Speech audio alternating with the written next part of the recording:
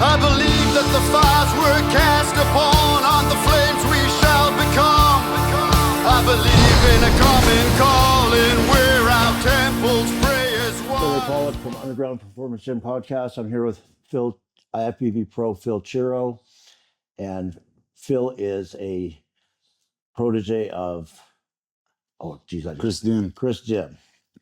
I competed against Chris Dim back in 2004 in the NPC Nationals in Miami, and Milos was his prep coach, and he was my prep coach at the same time. Oh, that's nice. Yeah.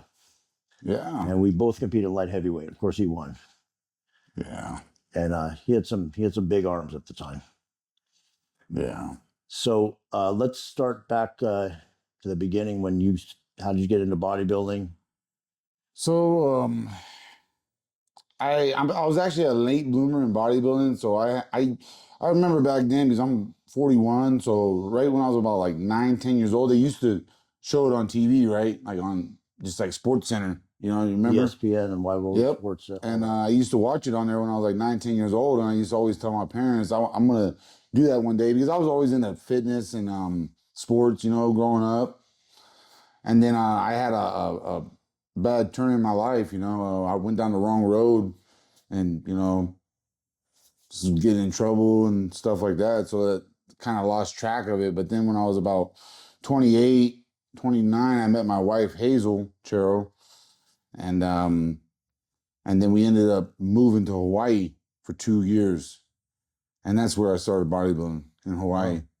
And I was working out. I was gonna be a men's physique at first, and then NPC judge it's called Pacific Island Fitness over there, comes up to me and goes, she goes, I think you're gonna be probably bodybuilding. So then I just started going after bodybuilding, and fast forward to that was 2013, 14. Where are you from originally? I'm originally right here in California. It's Merced County. Okay. I was born and raised in Merced County. Now I live in West Sac. Okay. West Sacramento. What made you go out to Hawaii? I just wanted to get away. I just needed to get away, or else me and my wife probably wouldn't be together. Oh. Because it was just in my hometown. It was a little town, and it's like I had constantly like people wanting to party and all that, and.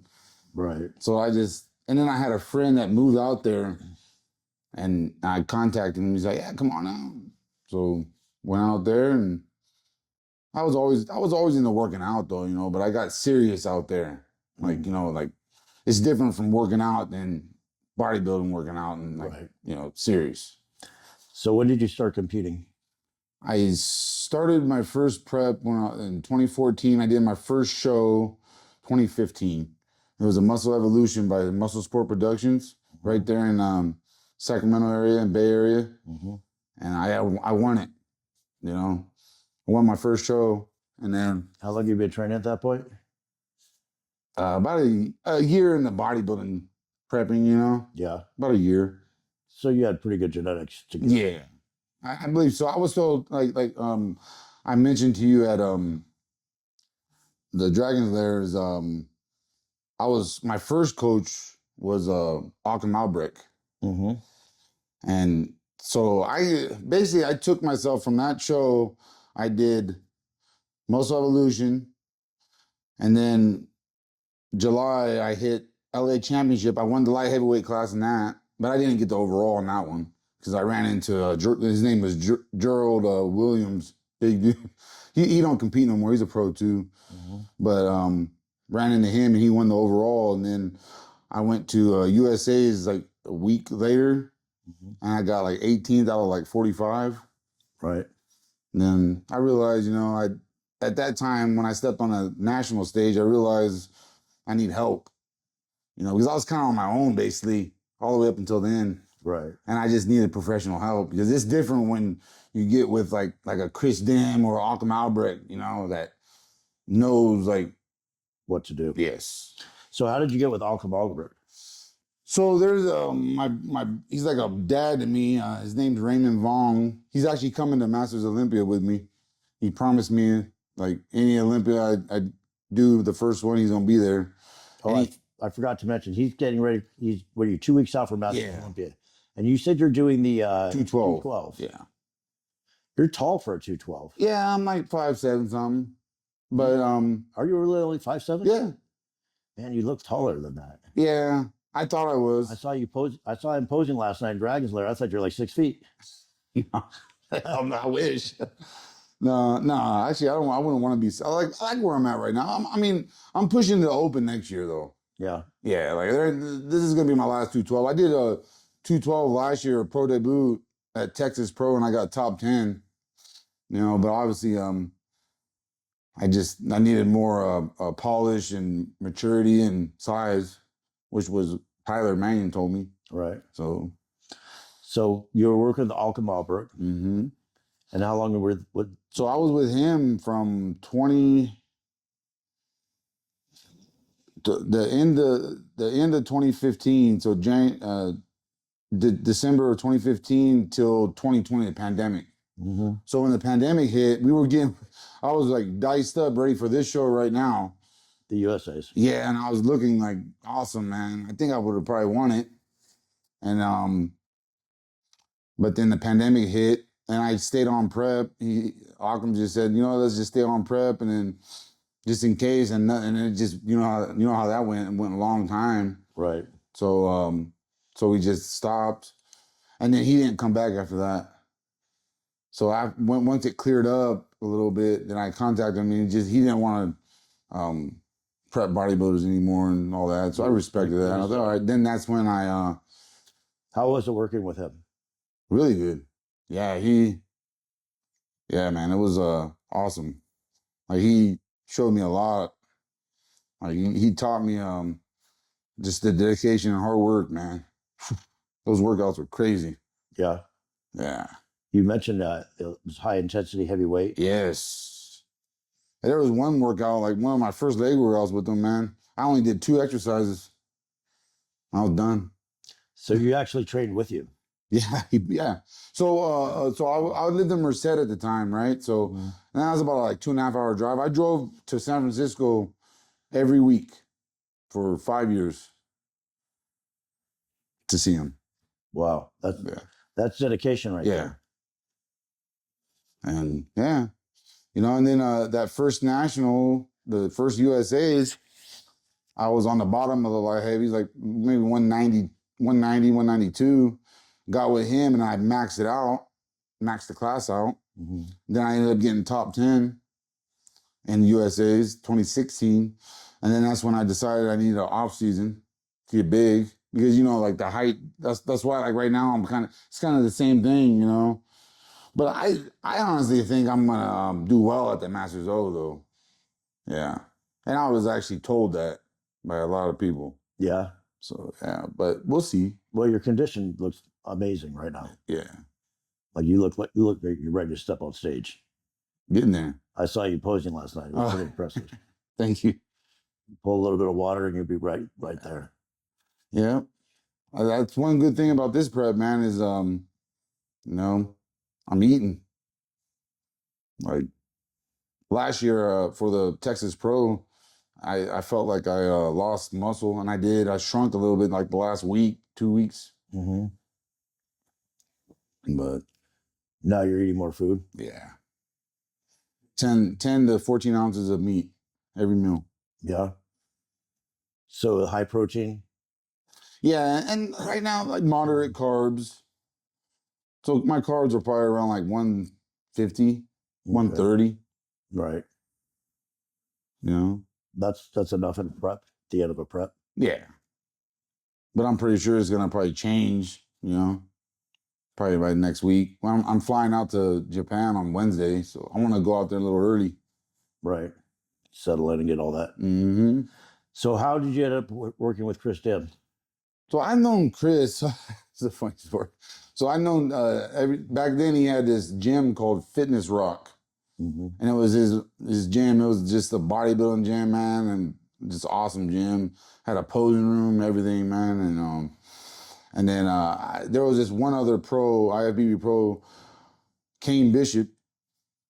He was like a brother to me, and So he was being coached at that time by Chris, and I linked up with him because when I won my first show, he was on my poster, King Bishop. So I wanted to, surround myself with, other Right. athletes like that have the same goals as me, right? Yeah. So every week we contacted Kane, and Kane was just awesome guy, man, humble, and just, yeah, come on down. So I started going down there every week and training with him, if I'm not with Occam, Right. But normally I train with Occam on Saturdays.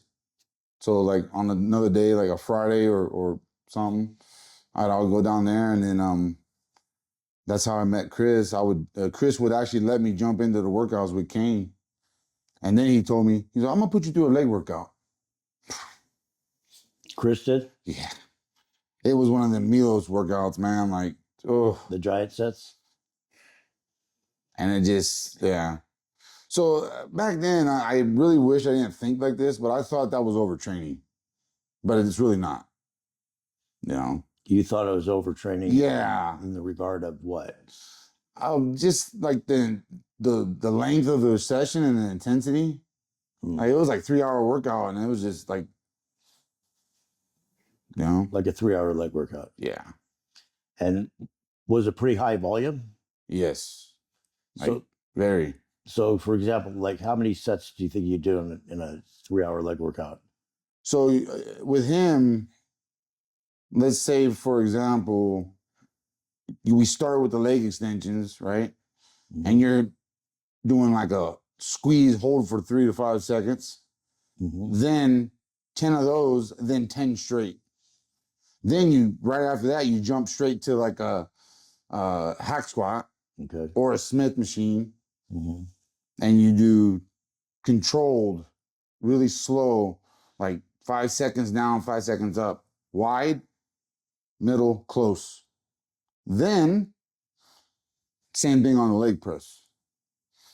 So that's like kind of the stuff that we did. That was my first one back in 2017, but now I can do it now, but yeah, because I was used to Occam's way, straight sets, right, heavy, with some drop sets, Mm-hmm. That's how Occam was. So obviously when you're doing sets like that, where you're saying you're moving your feet around and all that, you can't be using that much weight. No.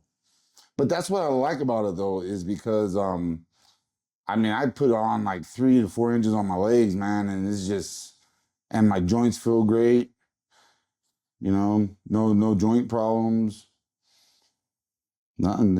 I feel like it saves your joints, but I do implement heavy lifting still. Like sometimes I'll put both styles together. So like I'll start in the beginning, I'll do like 1 or 2 heavy compounds. Then I'll go into that stuff too, like that. I switch it up all the time. But with him, it's strictly that. Except, now, I'm so close to the show. It's just, we're doing like, it's not as crazy, but same method. And what's your split like right now? Your training split? I'm just doing 6 days on and 1 day off. Push, pull legs, off. So everything twice a week? Yeah, that really worked for me on this prep. So that's twice, 6 days a week, 3 hours at a time in the gym? Yeah. No, it's a hard 1 hour workout. Yeah. But then obviously I pose and then I cardio, and right. So that makes it like 3, yeah. Just the leg workouts long. Yeah, the leg workouts will get long. Right. Yeah, especially if I don't split them up, if I do quads and hamstrings. Sometimes I'll split them up. So did you have to adjust your nutrition and other things when you changed your training style? No. So everything stayed pretty much the same? Yeah. It's just, that day I go in the gym, like today I did chest and shoulders, and, I was feeling pretty good, so I went heavy. Like, I just like 3 plates on the hammer strength, just 10 to 12, squeeze. Right. So kind of you go heavy depending on how you feel on the day. Yeah. But if I feel, down. Like, and right now in prep, it's just like up and down. Yeah, just like, Right. so like the energy level.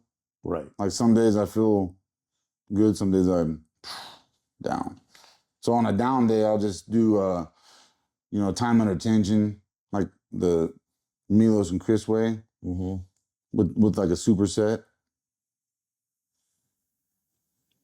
Anything?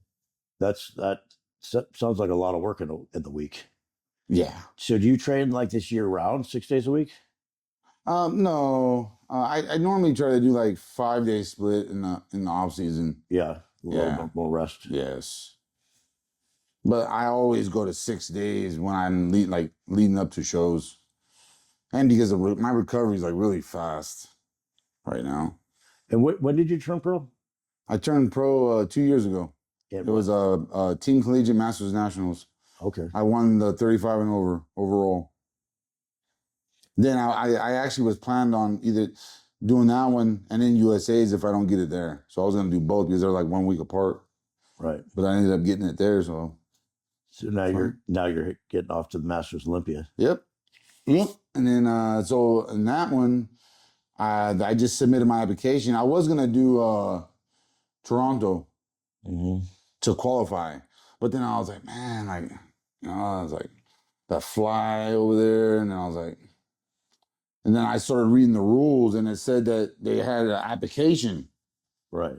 So I was like, you know what? And then it said the deadline, they're going to announce it on April 7th, and that's before Toronto. So I was like, I'm going to submit my application. If they accept me, if I'm one of them, right, then I'll just pull out and I won't even do it and focus on that one, straight to that one. And then, and I was just fortunate, man. And like I was told by Spectrum Productions, man, that there was like 300 applicants. In the 212 or all? 212. Yeah. And how many out of the 300? How many did they 15. Pick? 15 go. So how do they determine who goes? I don't know. They just probably on like your history, and they break it down, just history. Your pick day. So the application, you had to send like 5 stage shots and just do like a whole story of your history. Right. So probably the top 15 with the most success. Yeah. So just after you turned pro at the Collegiate Nationals, you said, then did you do shows after that? Yeah, I did Texas Pro the year after. That was last year. And how'd that go? And I made top 10, but I think I could have been better. My posing was off. Because I've always had like these little, little wrinkles on my back. And they just always got to me. Right. And so I would try to like do on my back pose, I would try to like tuck. And when I tucked, it makes your back look smaller. Right. And yeah. So then after that show, I know that I can't do that no more. But then I did talk to Tyler. I wanted to make sure. And I asked him about the wrinkles and just asked him the feedback, everything. He said, Tyler goes, more back depth, all around size. And then I asked him about the wrinkles. He goes, don't worry about the wrinkles. I was all right. Yeah, some things that we see may be important in our heads and not in, we nitpick at ourselves. Yeah. But, it kind of messed me up because I think I could have been like maybe even top 5. Right. Like between 5 and, 7. But instead I was 10. So did you resolve that issue? Because I saw you posing last night. Yeah. I didn't see any wrinkles back there. Yeah. Just dieting harder? Yeah, I diet harder and I put a lot more mass on my back. Yeah. Like my lower back is a lot more bigger. Filled it out. Yep. So for back, do you do the giant sits as well? Yes. Honestly, I've been doing, so when I work out with Chris, I normally work out with Chris 1 to 2 times a week. And then on my own, I do heavy, like rack pulls, like 4 or 5 plates, with reps, and then a drop set, stuff like that. But then when I work out with Chris, Then we do, it's still heavy, but we'll do like three or four angles, like wide, close, then another one, then bent over like the T-bar rows, bent over, wide, close, close. You know those ones, bars that where you got it wide, then Yeah. 2 bars. Then we'll hit all 3 of them with moderate weight. Yeah, last night I used the Megamass rowing machines for the first time. Oh, yeah, those machines over at the regular, I know. And those are great. I know. And you have the different grips. So that's actually what I did last night. I went with the wide grip for 2 sets, and then I went with a narrow grip for 2 sets. Yeah. And then I moved to the other one. I did the same thing, a wide grip and then a narrow grip. And just after those 2 movements, my back was like Blown up. blown up. Popped. That stuff works. And he has methods, man, where you do like, I call them pumps. So like you'll take like, say a chest supported row like that, right? Where it has 2 grips. Mm-hmm. So you grab the top, just come up, squeeze and pump it, squeeze, do 10 like that, and then 10 straight. Then same thing right there. And you said Chris trains with you? Yeah. Like he's in a wheelchair, right? Yeah. So, I mean, he spots me on some things, when he can. Mm-hmm. He'll just come over and like spot like the bar or something, Right. But normally we have, because he has a pretty, he has a couple people that he trains. And I know him personally, know him too for the last couple years, and we just spot each other. But he like kind of tells us what to do. Yeah. So he's still back in the gym doing it. So he has his own gym at his house. Mm-hmm. It's like a full setup. Right. Because he owned the Fitness Rock before, so he had a lot of equipment and storage. So he brought it all in his house, and then he just opened up. It's called a glute studio. That's a nice place. So it's like leg focused. Yeah, they're trying to target like females that want to, Right. But I like going over there doing legs. So every time I do legs now, we go to glute studio. Because they have all the good leg stuff. Yeah. Yeah, it does. That's like, in my area, that's the best leg place. They have what type of? So there's there is a West Sac fitness system. It's owned by his name's Sean.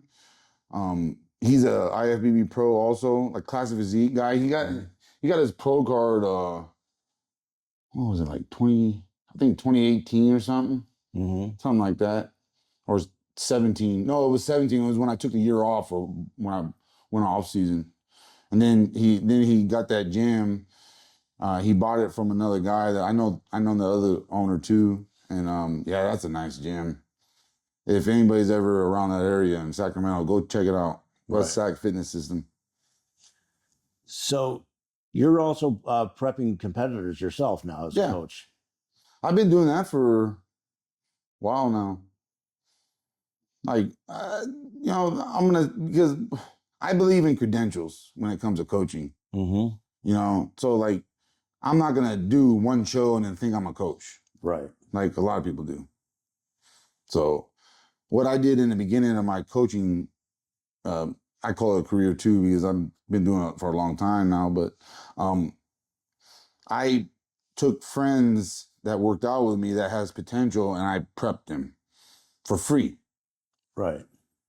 Just to see if I have the, like to say like the green thumb or like for ingrown weed, but the green thumb for bodybuilding, like prepping. And my guys, the guys that I prepped, they won their first shows. I prepped a figure girl. I didn't prep her for free, but that was in 2016.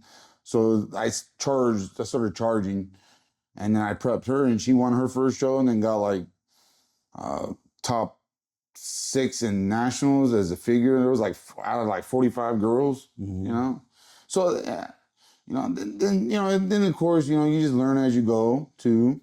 Right. And of course I had Occam helping me, and so I was learning from him. And even at that time, I would still go train with Chris Dim sometimes, So you had all these input from all these other coaches that you'd worked with. Yeah.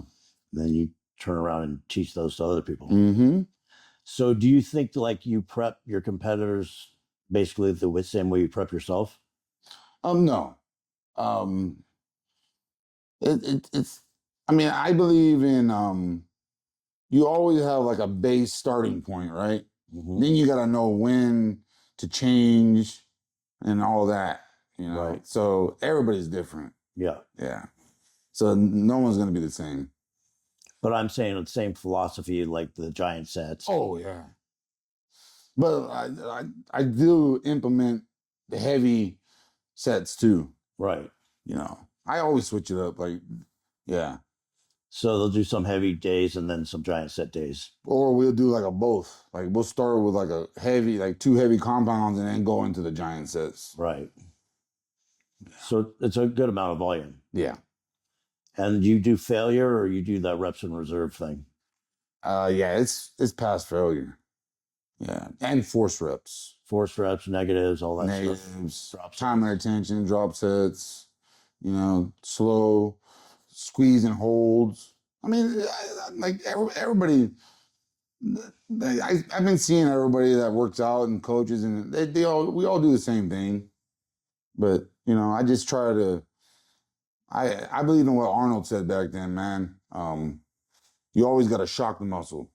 You got to make it like shocked and not know what's going to happen. Well, there's the new science. I'm old school like you. Like everything I trained under Mike Mentzer. Oh yeah, yeah. So everything was to failure with forced reps, negatives, and all that stuff. Now there's this reps in reserve. Yeah, I don't even know what that is, man. Honestly, I reps in reserve, like you. I'm old school too because I was trained by old school guys, so I believe in old school, and that's worked for me, and it's worked for everybody I trained. Well, they basically say you get like 1 or 2 reps before failure, and then you hang it up. So I would only do that approach like right now, Right. like when I'm 2 weeks out. That's when I do that approach. Right. Like yeah, like Because so you don't want to get injured. yes, but I still go as heavy as I can. You know, like I'd put on 3 plates on the incline hammer strength, and you know I got like 8 to 10 Right. for like 3 or 4 sets. Then I move on. But now, if that would have been, you know, maybe like an off season, you know, I might have someone, you know, give me some force reps, and or my wife. My wife always spots me, and you know, and then do a nice big drop set or something. Yeah, I'm big into drop sets. Yeah. Only because I like force reps, but you have to have the right person to do it. Yeah, you gotta know. They gotta know what they're doing. Right. Yeah. With drop sets, it's if you don't have the perfect spotter on hand at the moment, anybody can pull weight off. Yeah. So it's a little easier. Yeah, my wife. That's why I trust her, because she knows. She's been with me since day one. Right. And she coaches bikini girls too. So how long you been training for total now? training like bodybuilding? Yeah. Since 2014 is when I started. Started actually training for bodybuilding. So my first show was January of 2015. So about 11 years. Yeah. That's about what it takes, I think, for someone to, you know, get to a certain level. Exactly. Yeah. It takes about a decade. Yep. And I'm noticing it now. You know, I got more maturity. Even my coach Chris was saying that the details, you know, I got like a lot more details now, and I'm just more separated, and you see it, especially from last year. Right. Yeah. Well, I think it takes you probably 5 years to figure out what you're doing, and then another 5 years to actually do it. Yeah. Yeah. True. Yeah. So you got 2 guys competing in the USA's tomorrow. They look pretty good. I saw them last night. What weight classes are they? So Eldo's and he's bantamweight. Carl's welterweight. Okay. Yeah. And they both look good. I was just with them at the Dragon's Lair posing. Yeah. Yeah, I got a light heavyweight. Oh, nice. He won the LA light heavyweight last week, and so this will be his first national qualifier, pro qualifier. Oh, nice. But I'm confident he's conditioned. That we're ready. Yeah. Yeah, that's what I noticed, man. Conditioning's big now. Conditioning's everything. Yeah. Yeah, he was the most conditioned guy at the LA by far. And Yeah, and that was a week ago. that was 1 week ago. Yeah. Yeah. I think we're going to bring the same conditioning, a little bit more fullness Yeah. this time.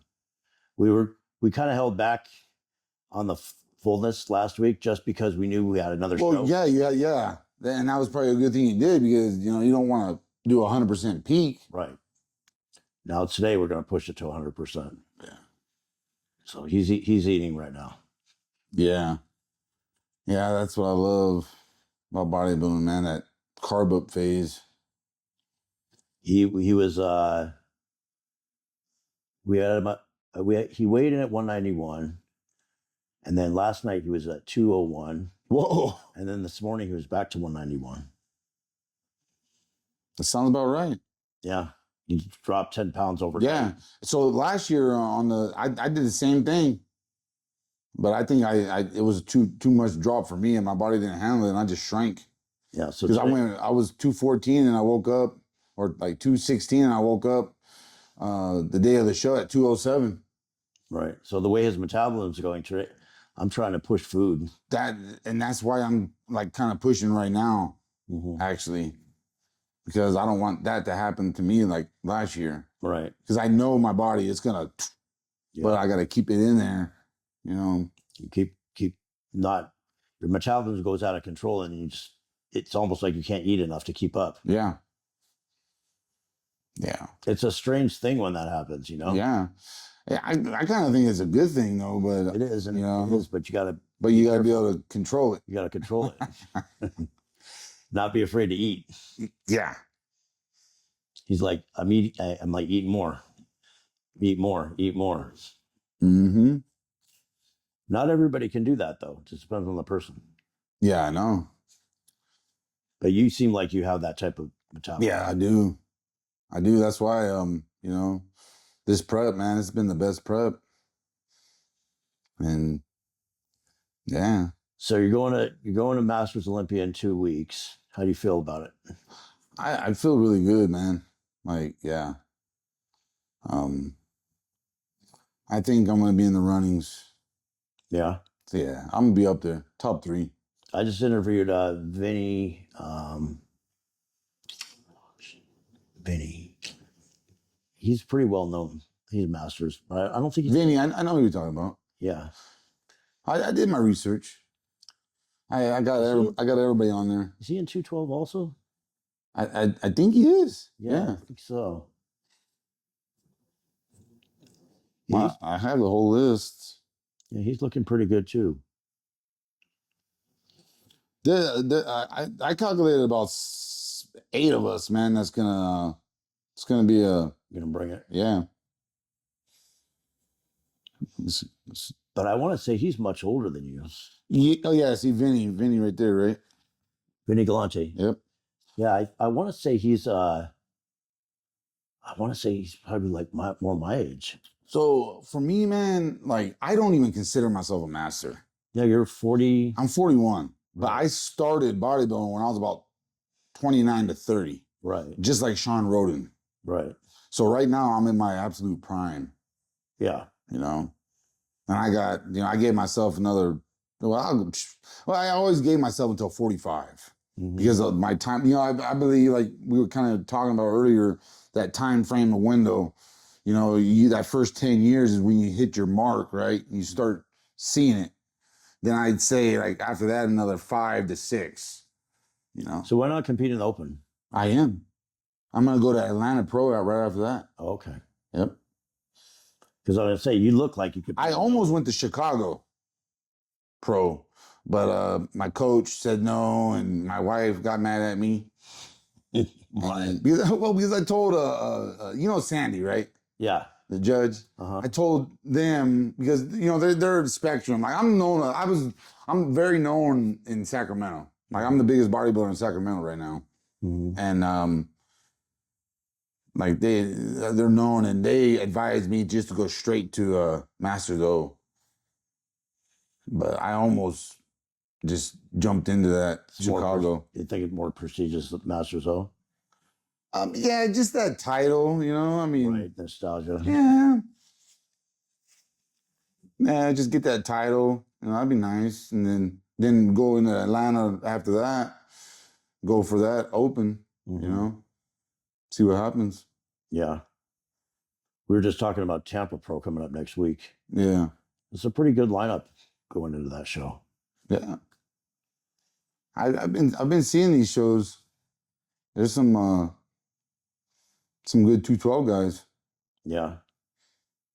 Yeah, you fit right in there. Yeah. So last year I thought I was big enough. Right? I guest posed over there in Sacramento. I see myself on stage like 3 weeks out from Texas Pro. I was like, oh, yeah. But no, I got on stage and some of the shots, man, like even the side shots, like they were just thicker, Right. So I was like, okay. And then my posing was way off. So, but I've, fixed all that. So how much size have you put on since then? I put on, I was 206, 207 last year, and now I woke up today at like 215, 216. So good, 6-7 pounds. Yeah. I had like 5 to 7 pounds muscle. Yeah. In a year. That's good. Yeah. That's solid. In the right places though. Yeah. Like my legs, my hamstring, man, the drop on them now. It's like, yeah, my back's thicker now, more detailed. And my shoulders, I really worked on my shoulders because that's what I noticed last year. Because I always went back to that videos and looked at it, and just I needed more thickness in my shoulders and chest, which is I brought that up. So and then Tyler's feedback was just overall mass. Because I have really good shape and symmetry. Right. So I just need overall mass. Just bigger everywhere. Yep. I saw Keon in their Dragon's Lair last night. Yeah, I didn't see him. I wanted to see him, man. I saw he was when I got there. He was just getting ready to leave. Yeah, that's what my guy said. Said he was sitting down eating. Yeah, but honestly, I gotta say that he's impressive. But the way they're hyping him up, I expected him to be a lot bigger. Oh, well, especially from his check-in pictures and stuff, man, it was like massive. But when I stood next to him, I'm like, he's got some arms on him. But I mean, they're thick.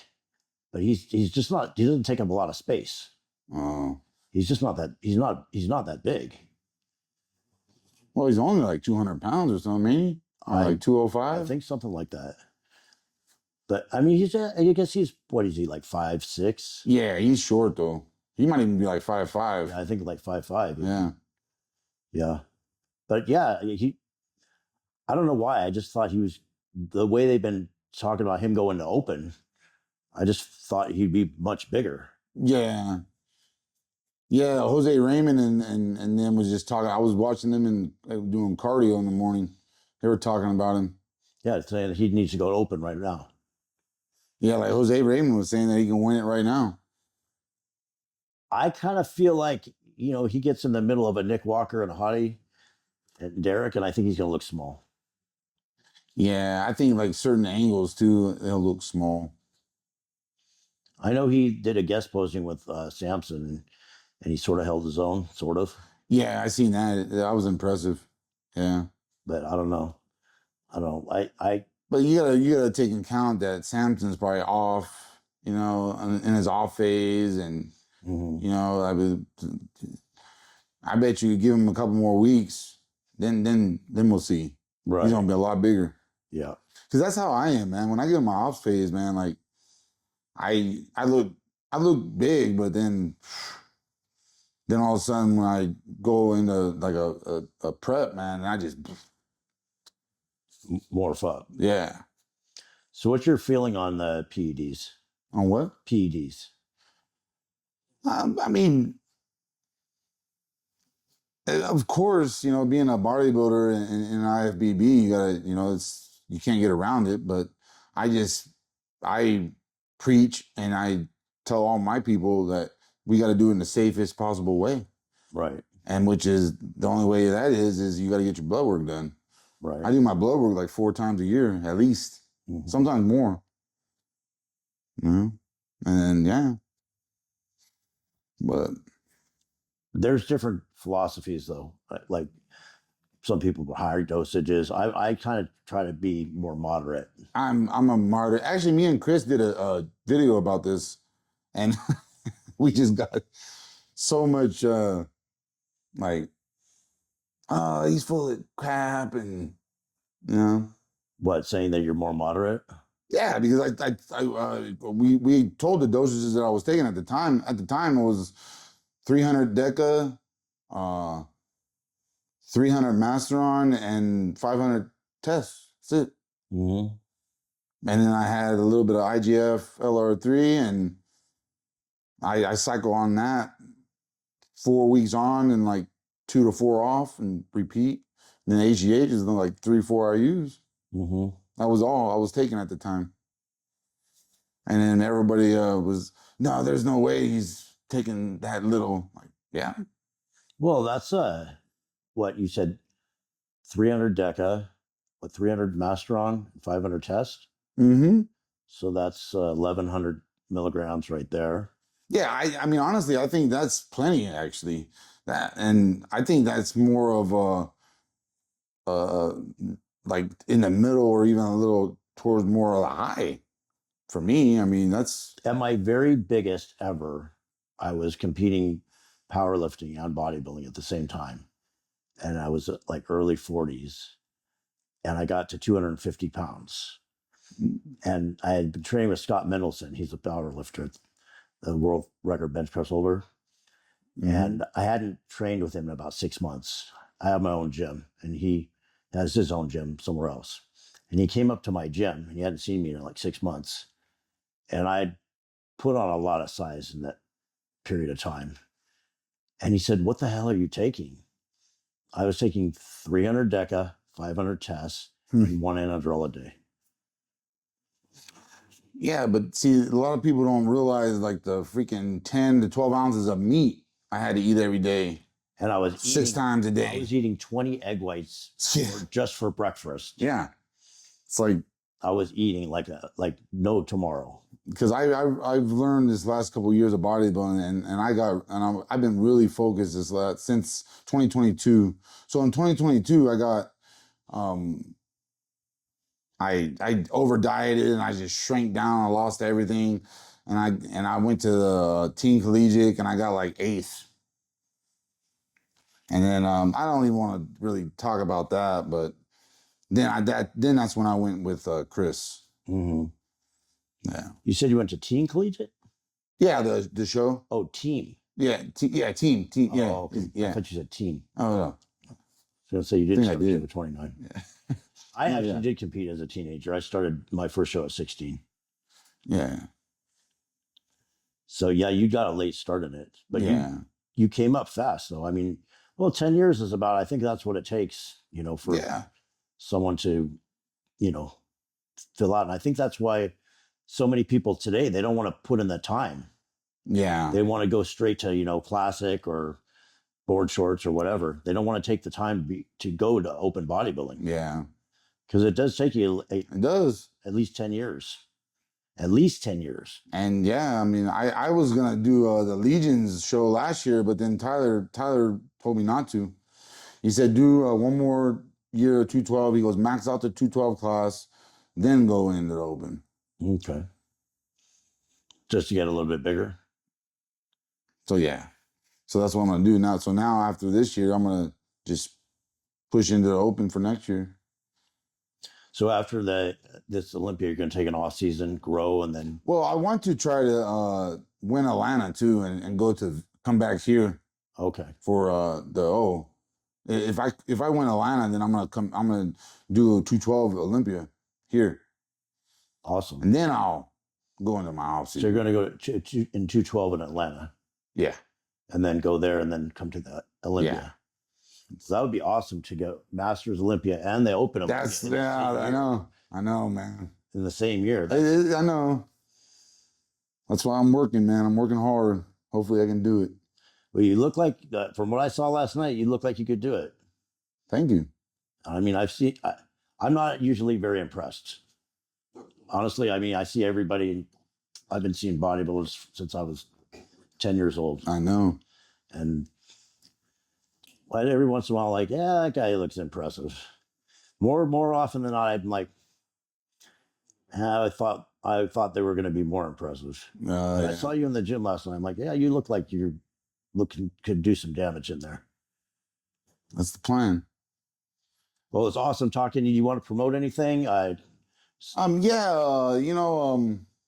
Where can people reach you? Give out you can reach me on IG. It's Phillip Chiero.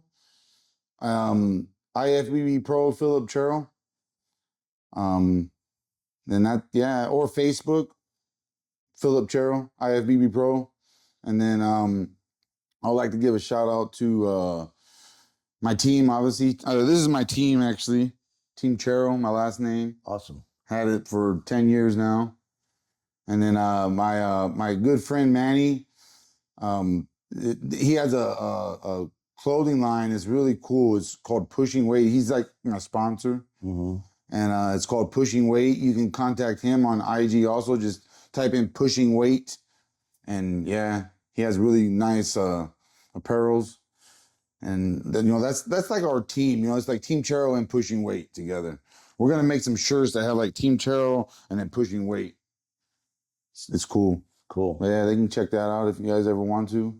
And if you ever want to come see me down in Sacramento, I'm in Sacramento. Yeah, I've got a gym in Ventura. Nice. Yeah, so I'll come up there. You can come down there. Yeah, definitely. Awesome. That'd be fun. It was great talking to you and meeting you. And we'll get this up right away. Yeah, thank you. And I want to wish you best of luck at the Masters Olympia.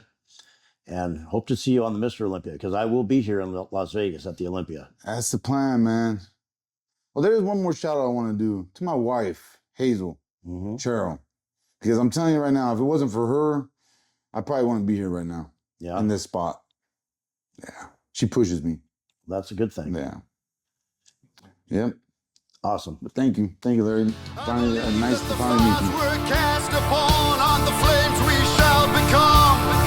I believe in a common calling where our temples pray as one. I believe in the